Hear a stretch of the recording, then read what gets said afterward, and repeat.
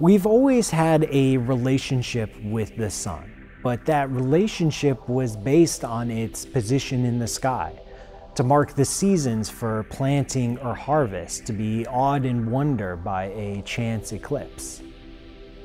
We knew that the sun was somehow connected to life, but it was separate from us, removed from earthly concerns. It was only 100 years ago that we discovered how the sun really works.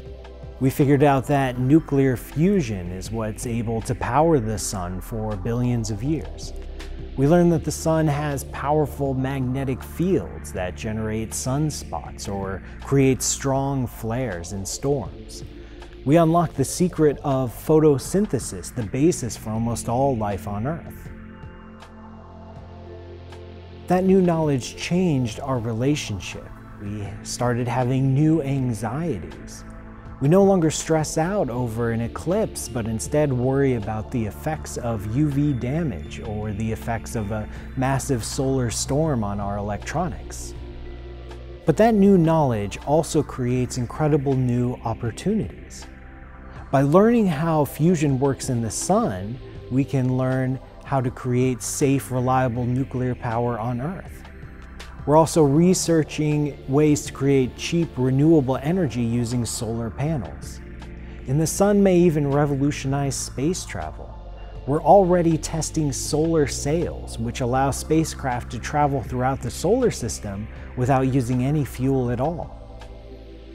We don't know what our relationship with the sun will be in the future, but it certainly won't be a distant timekeeper or an enemy. It might even be a friend. In collaboration with the Columbus Museum of Art, the COSI Planetarium has produced a unique show called Secrets of the Sun. Visit cosi.org for showtimes and more details.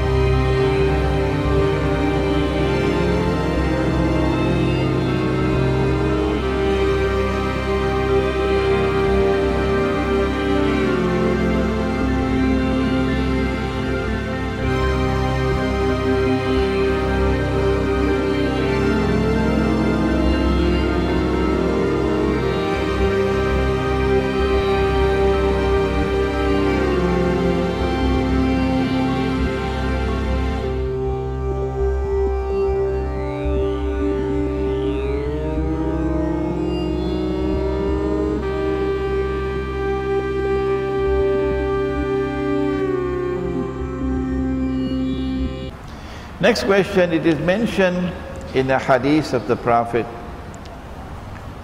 that when the sun rises from the west, the door of Tawbah will no longer be open.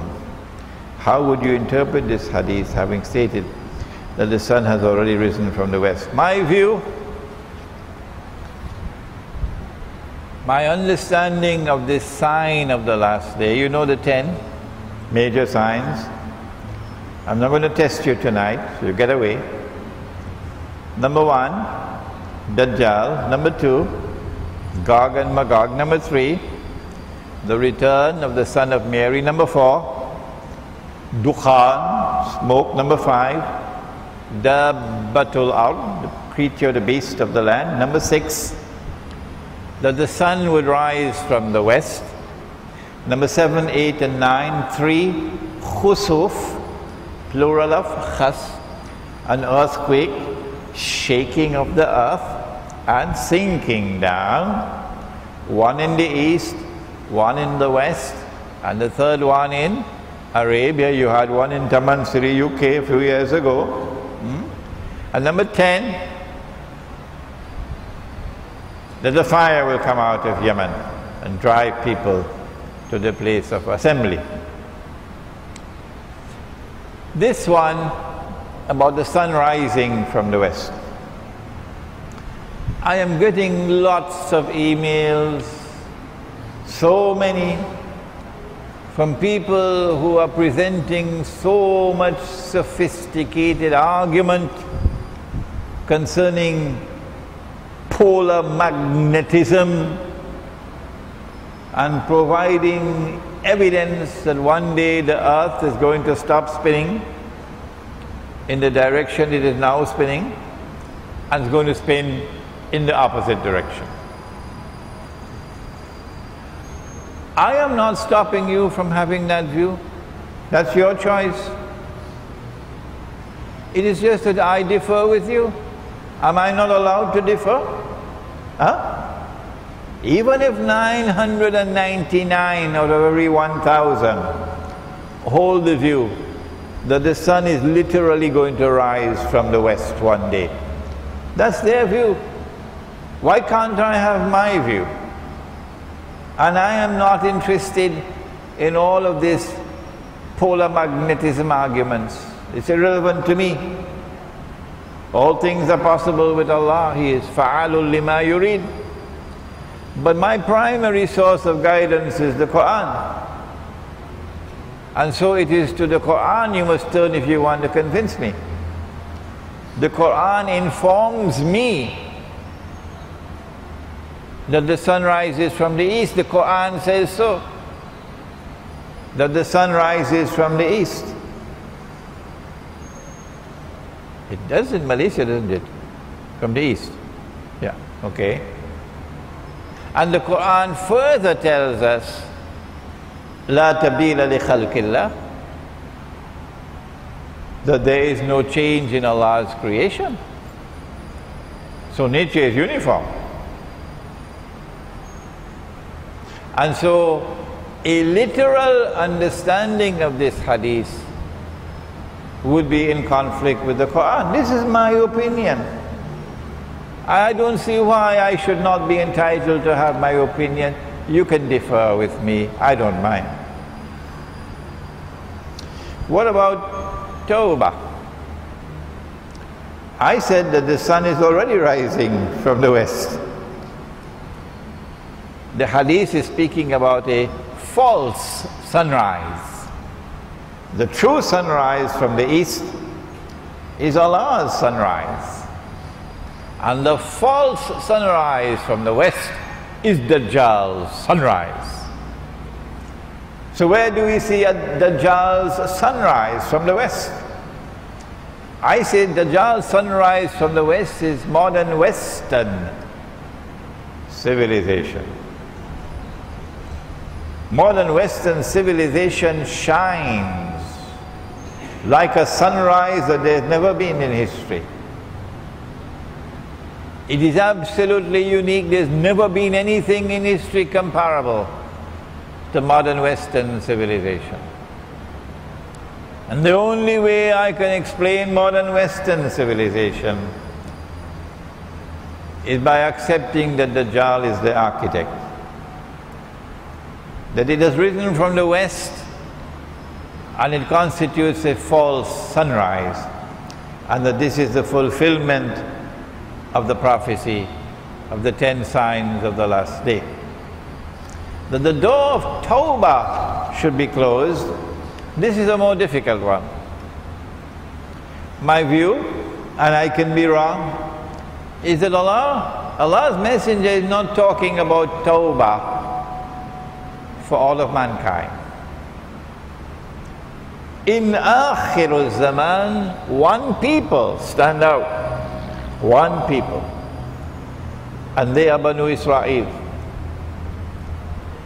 And they have consistently said they will not appear before Allah on Judgment Day singly for judgment.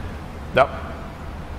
We know that we will go for judgment one by one, each person singly. But Banu Israel says, no, we are the chosen people of Allah.